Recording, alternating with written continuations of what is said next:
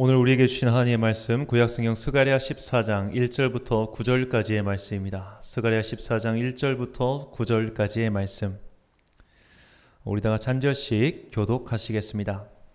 여호와의 날이 이르리라. 그날에 내 재물이 약탈되어 내 가운데서 나누이리라.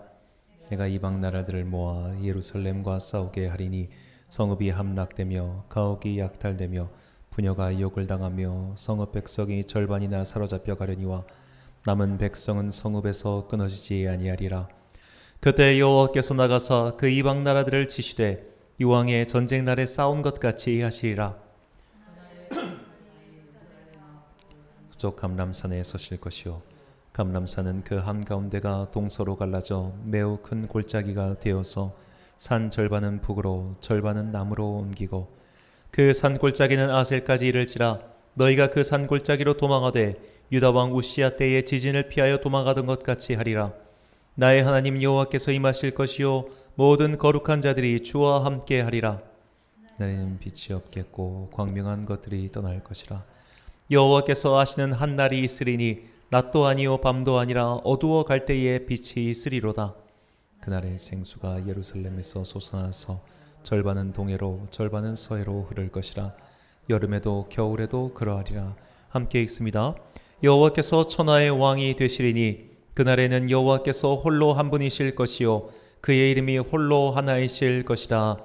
아멘. 대동세계를 꿈꾸는 사람들이란 제목으로 하나님의 말씀 선포하겠습니다. 날씨가 갑자기 추워졌습니다. 물론 대설을 지나면 당연히 추워져야 하지만 또 이렇게 갑자기 추워지니까 몸이 확 움츠러드는 건 사실이죠. 어제 이제 새벽에 설교를 다 마치고 이제 집으로 가는데 온 세상이 하얀 거예요. 하였어요. 그래서 아무도 밟지 않은 눈을 뽁짝뽁짝 밟으면서 재밌게 갔고 이제 새벽에 다시 나와서 교회로 오는데 또 아무도 밟지 않은 그 눈을 뽁짝뽁짝 밟으면서 또 재밌게 왔습니다. 이렇게 날씨가 추워지는 우리나라는 어떻게 보면 참 살기 재밌는 나라죠. 여름에는 덥고 겨울에는 춥고 또 가을에는 아름답고 봄에는 싱그럽습니다. 우리나라처럼 이렇게 사계절이 뚜렷한 나라는 아마 일본이랑 중국 몇 군데를 제외하면 없을 것 같아요. 그래서 참 사계절이 아름다운 나라가 우리나라다라는 생각을 해봅니다. 자, 그런데 오늘 우리가 읽는 성경의 배경이 되는 이스라엘은 이렇게 사계절의 변화라는 것이 거의 없는 나라입니다. 그들은 우기와 건기로 보통 계절을 구분하고 그들도 겨울이 있긴 있어요. 12월부터 1월 보통 겨울이라고 하는데 이 겨울의 최저 기온이 영상 7도 정도 됩니다. 그러니까 우리 한 가을 정도 수준인 거죠. 여름에도 우리 물론 덥긴 덥지만 우리 더운 거랑 거의 비슷한 것 같아요. 평균 30도 정도 최고 그 정도 기온이니까 우리나라 대구 정도랑 비슷하겠습니다. 자, 그런데 이제 그 이스라엘은 그래가지고 그런 우리와 같은 겨울의 추위 이런 거는 별로 없어요. 그래서인지 성경에도 춥다 이런 식의 춥다라는 표현이 별로 나오지 않습니다. 기껏해야 이제 실제로 어떤 사람이 추워라고 기록된 건 바울이 선교 가다가 바다에 빠져가지고 추위를 느꼈다. 그거랑 예수님의 제자인 베드로가 새벽에 예수님께서 재판 받으실 때 그때 이제 모닥불에 모여가지고 추위를 피했다. 그 정도 기록 외에는 잘 나오지 않습니다. 그만큼 이스라엘 땅에서는 추위라는 것이 그렇게 흔한 것은 아니었던 것으로 보입니다. 하지만 그렇다고 해서 그 추위가 완전히 없는 것은 아니었죠. 예를 들어 인도 같은 좀 더운 나라에 살던 사람이 우리나라에 오면 아마 가을만 돼도 굉장히 춥다고 느낄 겁니다. 제가 인도가 살아보니까 실제로 저는 반팔 입고 다니고 있는데 그 사람들은 가디건을 입고 다니더라고요. 그 정도로 이게 추위에 대한 내성이 다릅니다. 이스라엘 사람들도 밤이 되면 추워했습니다. 워낙 그 암석으로 된 곳은 이 돌이 금방 열기를 빨아들여 버려가지고 낮 동안 달궈져 있다가 금방 저녁에 식어버리면서 갑자기 추워지죠. 그래서 밤에는 그들도 굉장히 추웠다고 합니다. 그런데 성경을 보니까 이 12월에서 1월달 이 겨울밤에 집도 아닌 밖에서 잠을 자야 되는 사람들이 있었습니다. 그들은 베들레헴에서 양을 치고 있었던 목자들이었습니다. 누가복음 2장 8절 말씀. 그 지역의 목자들이 밤에 밖에서 자기 양떼를 지키더니. 자, 목자들은 겨울의 추운 밤에 밖에서 양떼를 지키고 있습니다. 자, 우린 여기서 한번 이들의 상황을 좀 머릿속으로 그려볼 필요가 있습니다. 그들은 왜 밤에 밖에 있었을까요? 자, 목자들도 저는 이제 양도 직접은 아니지만 키우는 걸 옆에서 봤고 이 목자들의 삶을 보니까 양들도 밤에는 밖에 있는 거 싫어합니다. 개들도 밤에는 자기 집에 들어가는 걸 좋아해요. 양들도 밤에는 뭐 안 먹습니다. 밤에 잡니다. 그런데 지금 목자들은 밤에 밖에 있어요. 왜 밤에 밖에 있었을까? 성경은 정확하게 그것을 우리에게 설명하지 않지만 우리는 이런 식으로 상상의 나래를 펼쳐볼 수 있습니다. 자, 밤에 굳이 밖에 있다는 것은 내가 보통 내 집 주변에서, 그러니까 목동들은 보통 자기 활동지가 있어요. 자기 집 근처에서 멀지 않은 곳, 활동지에서부터 더 먼 곳으로 나온 겁니다. 왜냐하면 활동지에서 먹일 만한 것들이 남아있지 않기 때문인 것이죠.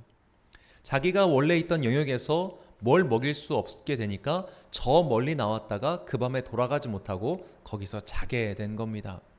그렇다면 왜 그들은 자기 활동 근거지에서 먹이지 못하고 저 멀리까지 나왔을까요?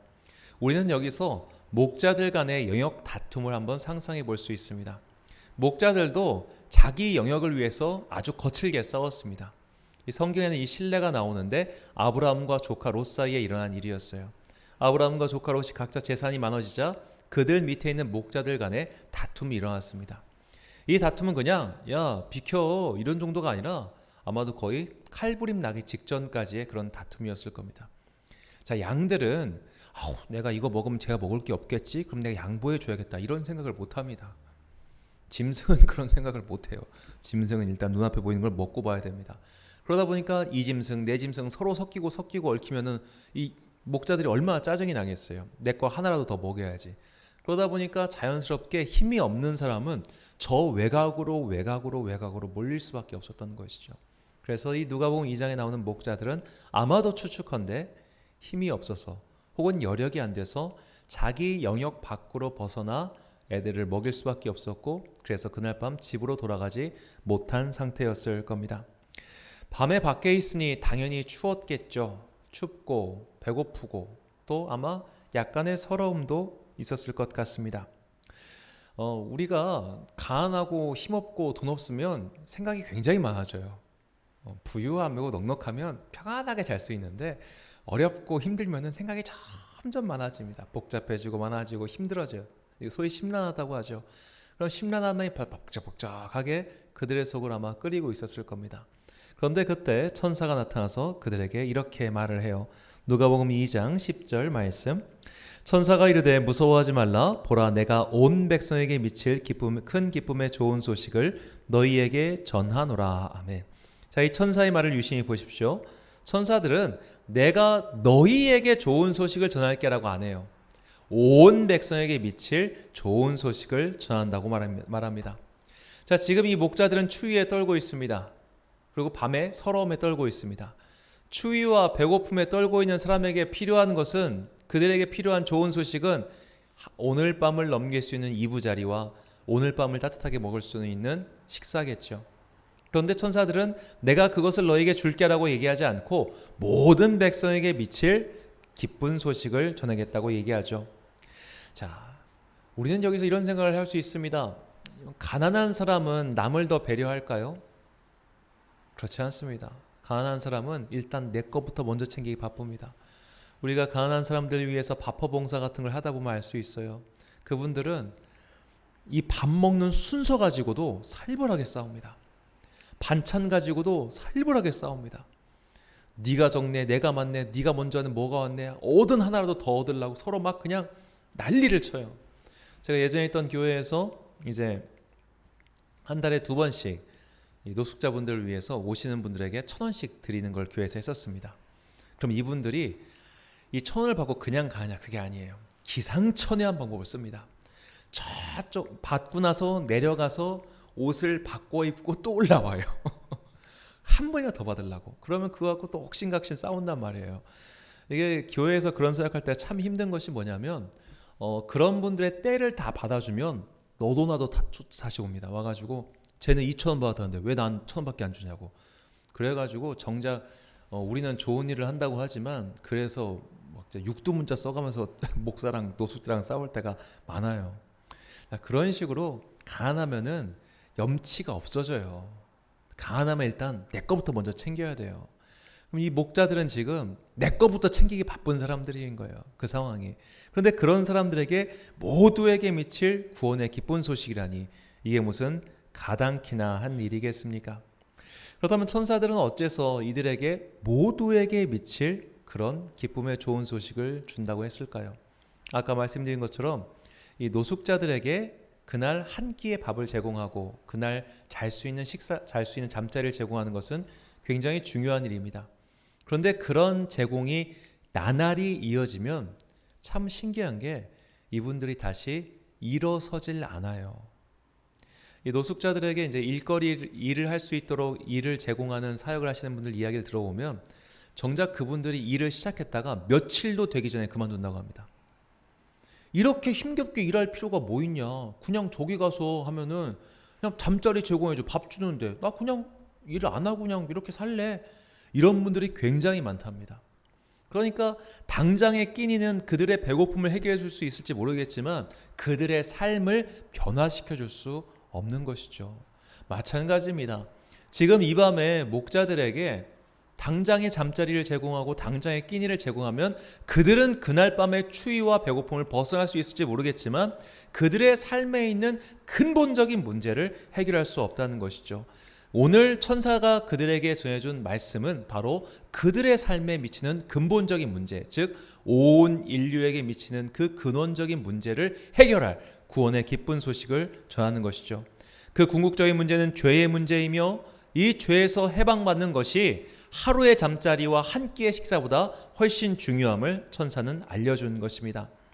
오늘 본문의 스가랴 선지자는 이것을 깨달았습니다. 이 스가랴 선지자가 활동할 때는 이 고레스 왕이라는 이 페르시아의 왕의 귀환 명령 이후 예루살렘 성전을 건축하는 건축 중간 단계였어요. 이게 뭐냐면 이 바벨로니아에 의해서 유다 사람들이 포로로 끌려갔습니다. 근데 이 바벨로니아가 페르시아라고 하는 또 다른 강력한 제국에 의해서 멸망당해요. 그리고 페르시아의 왕 고레스가 바벨로니아가 포로로 끌려왔던 여러 이민족들을 야 너희들 그냥 집으로 돌아가 라고 해서 풀어준 겁니다. 그렇게 해서 집으로 딱 돌아가니까 모든 문제가 해결됐냐? 아니 그때부터 새로운 문제가 시작됐어요. 일단은 50년 이상 그 땅을 떠나 있었기 때문에 그 50년 이상 집을 비워놨으니까 그 집엔 당연히 다른 사람들이 살고 있었겠죠. 그 사람들과의 싸움이 일어났습니다. 그리고 일단은 성전을 건축해가지고 우리 민족의 기상을 다시 한번 하고 하나님께 다시 예배를 드리는 민족으로 새롭게 되자라고 했는데 첫삽만 뜨고 공사를 진행을 할 수가 없었어요. 주변에서 하도 방해를 해가지고 더군다나 도시로서 기초적인 기능을 할 수 있게끔 만드는 성벽이라고 하는 성벽 공사조차는 시도도 못하고 있는 상황이었습니다. 너무나 어려운 상황이었어요. 그래서 사람들은 기도합니다. 하나님 빨리 저 이민족들을 물리쳐 주세요. 하나님 빨리 성전을 지을 수 있게 해주세요. 하나님 빨리 우리가 좀 도시로서 이 나라가 기능을 제대로 할 수 있게 해주세요. 그렇게 기도를 했습니다. 그런데 선지자의 기도는 여기서 멈추지 않아요. 왜냐? 자, 성전을 지어도 그 성전은 다시 언젠가는 쇠해질 겁니다. 모든 인간의 건축물은 세월이 지나면 무너져요. 작년인가 재작년이죠. 재작년에 이 파리에 있던 노트르담 대성당이 불탔습니다. 그게 수백 년 된 건축물이고 정말 대단한 위용을 자랑하는 정말 대성당인데 카테드랄이라고 하는데 그게 불에 탔어요. 자, 그런 식으로 이 땅에 있는 모든 건물들은 지진에 사라지기도 하고 불에 사라지기도 하고 또는 전쟁이 나서 사라지기도 합니다. 그러니까 영원한 것은 없단 말이죠.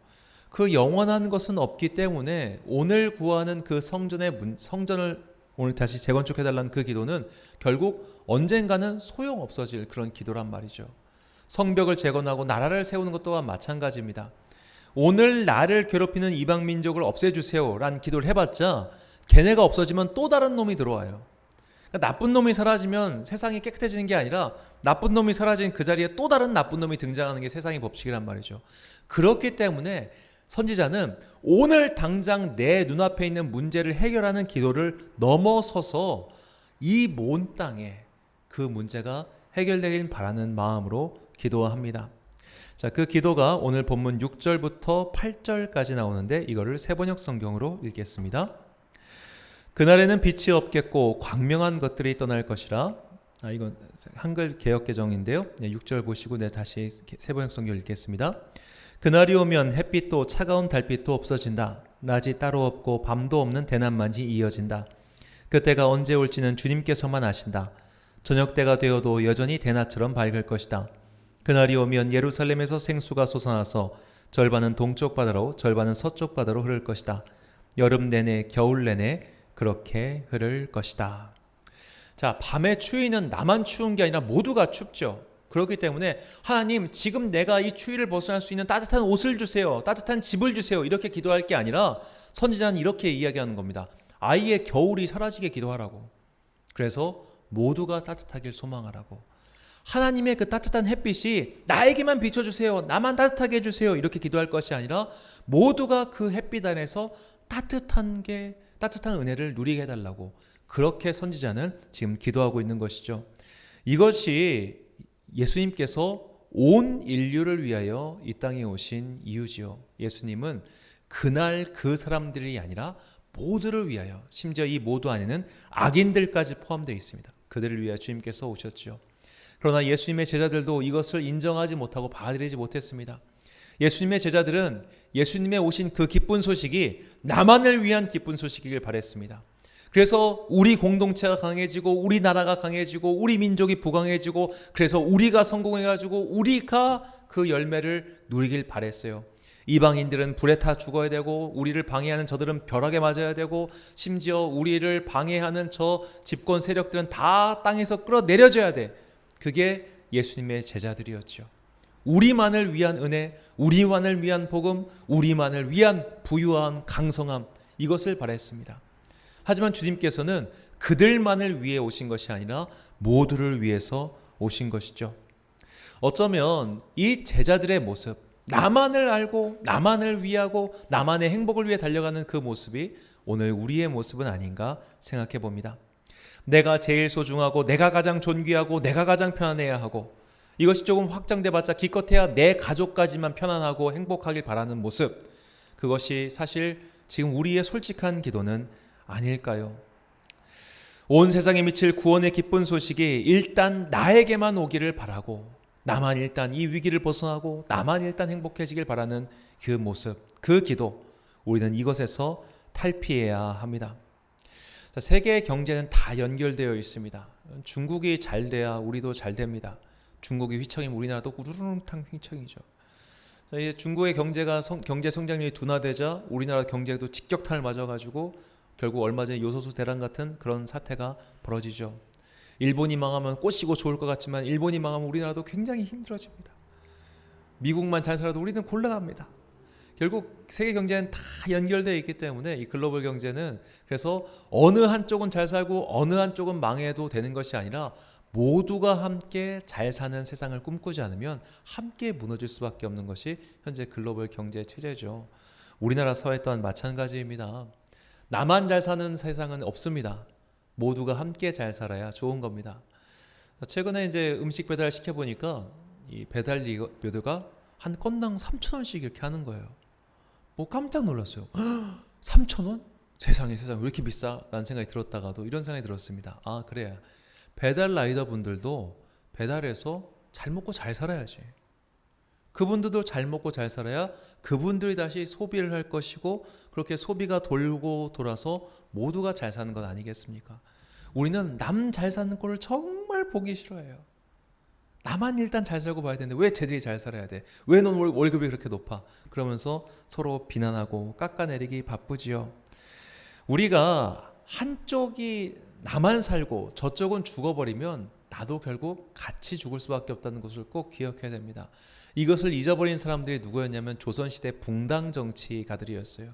그때 동인과 서인, 남인과 북인 다 나눠가지고 서로가 서로를 죽이기 바빴습니다. 그때 사화라는 게 일어나요. 사화는 한쪽이 한쪽을 완전히 죽여버리는 사건이었습니다. 몰살시켜버렸어요. 그렇게 해서 나머지 세력들이 잘 살았냐? 결국 나라가 망해버렸죠. 이런 식으로 서로가 싸우면서 내 것만 취하려고 하는 세상은 결국 모두를 무너뜨릴 수밖에 없습니다. 우리가 요즘 이것을 절절하게 체험하고 있죠. 바로 코로나. 이 코로나 시대의 중요한 특징, 그것은 나만 잘해서는 안 된다는 거예요. 쟤도 함께 잘해줘야 돼요. 모두가 함께 신경 써야 되고 모두가 함께 경계해 줘야만 이거를 벗어날 수 있잖아요. 자, 얼마 전에 이제 새로운 코로나 변형 오미크론 변형이 나왔습니다. 이걸 나왔다고 표현해야 되나 모르겠네요.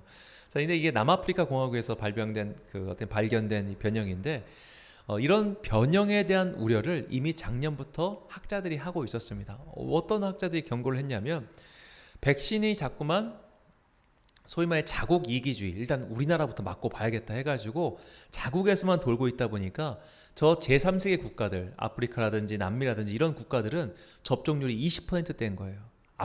맞을 분량이 없는 겁니다. 그러다 보니까 그들 나라에서 새로운 변형이 생겨나고 그 생겨난 변형이 결국 다시 그 백신이 넘쳤던 선진국들을 위협하고 있는 것이죠. 결국 나만 잘 살려고 하다 보니까 결국 나도 죽게 되는 겁니다. 함께 잘 살지 않으면 우리는 죽을 수밖에 없어요. 그러므로 우리의 기도는 나만을 위한 기도에서 이웃을 위한 기도로, 심지어 나를 핍박하는 저 원수까지도 그를 위한 기도의 영역으로 확장해 나아가야 되지요. 예수님께서는 이것을 이미 말씀하셨습니다. 마태복음 5장 44절부터 47절까지의 말씀입니다.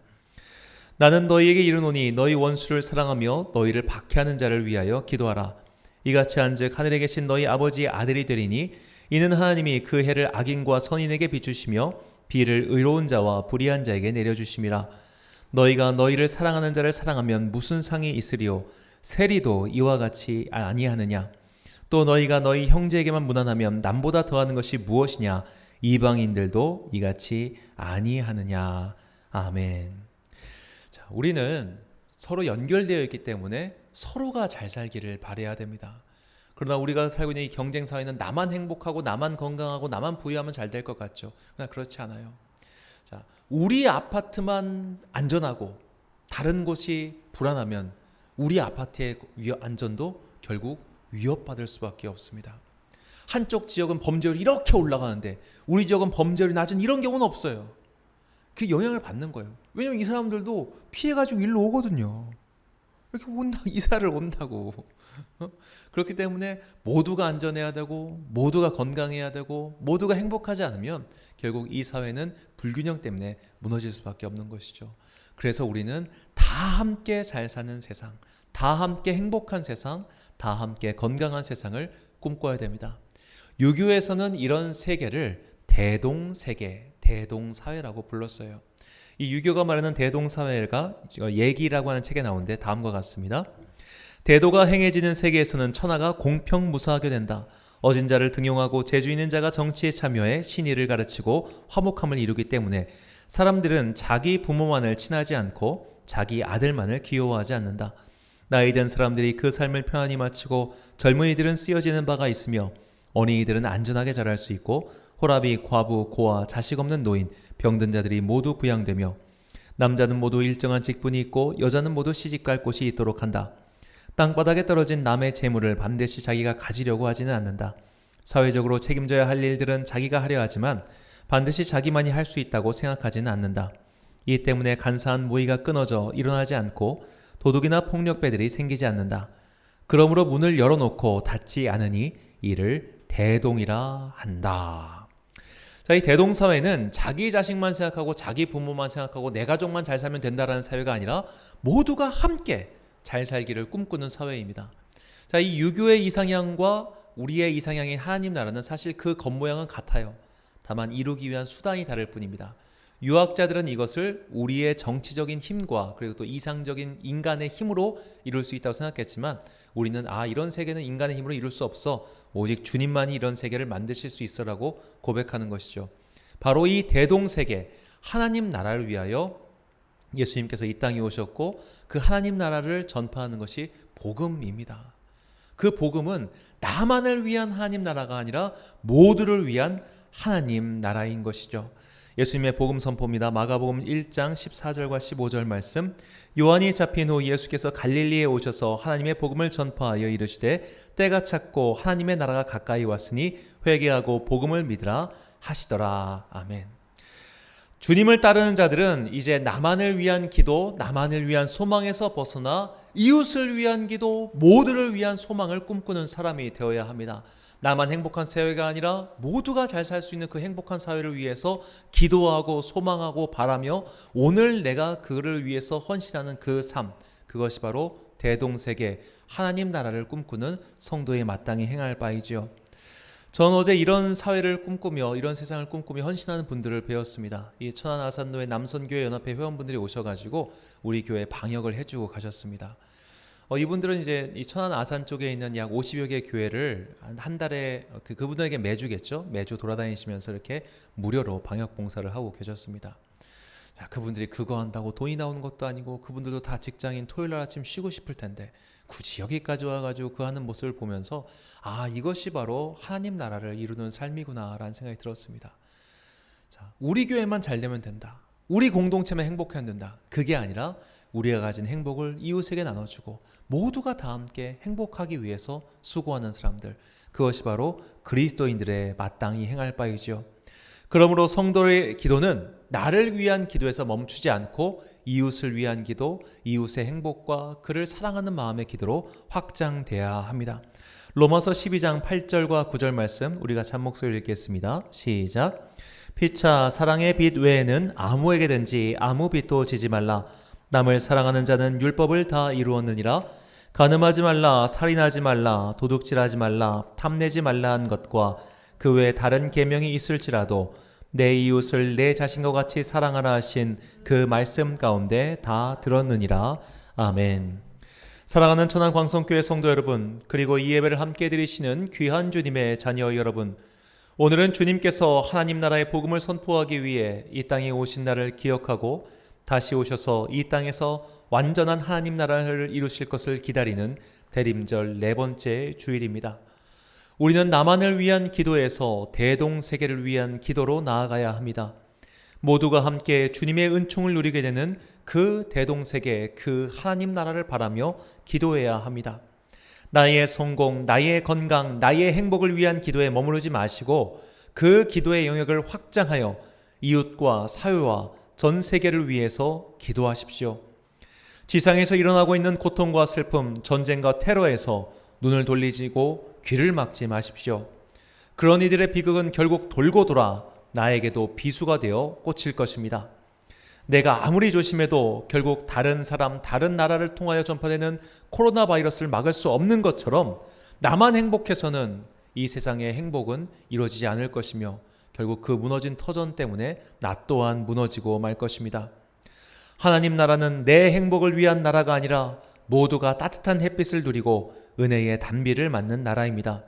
우리가 정녕 하나님 나라를 소망하는 그리스도인이라면 우리의 기도는 마땅히 내 이웃과 공동체 그리고 세계를 향해 뻗어나가야 합니다. 나만을 위한 기도에서 대동세계 하나님 나라를 위한 기도로 믿음의 영역을 확장해 나가는 여러분과 제가 되시길 간절히 축원합니다. 기도하겠습니다. 사랑과 은혜가 풍성하신 아버지 하나님, 주님께서는 겨울밤의 추위에 떨고 있는 목자들에게 너희를 위한 기쁜 소식이 아니라 온 세계에 미칠 기쁜 소식을 전해주셨습니다. 나만 행복해봤자 결국 사상 누각에 불과함을 깨닫게 해주시니 감사합니다. 함께 건강하고 함께 행복하고 함께 은혜를 누리며 그런 아름다운 대동세계를 위하여 우리의 기도가 확장될 수 있도록 믿음의 눈을 뜨게 하옵소서. 무섭게 확산되는 코로나 바이러스를 보며 대동세계의 진리를 깨닫게 하옵소서. 우리 모두가 하나님 나라의 꿈을 꾸며 하나님 나라가 이 땅에 임하도록 기도할 때 우리 안에 진정한 은혜의 빛이 임할 것을 믿습니다. 이 복음을 전하기 위해 오신 주님을 생각하며 이 복음을 완성하기 위해 다시 오실 주님을 기다리는 이 대림절기에 온 인류를 위한 꿈을 가지고 오신 주님을 닮은 성도가 되길 원하오니 우리에게 주님의 마음을 깨달을 수 있도록 성령님께서 우리를 도와주옵소서. 우리의 기도가 확장되고 우리의 믿음의 지평이 넓어져서 이 땅에 주님의 나라가 속히 임하게 되길 소망하오며 의인과 악인 모두에게 구원의 문을 열어주신 예수 그리스도의 이름으로 기도드립니다. 아멘.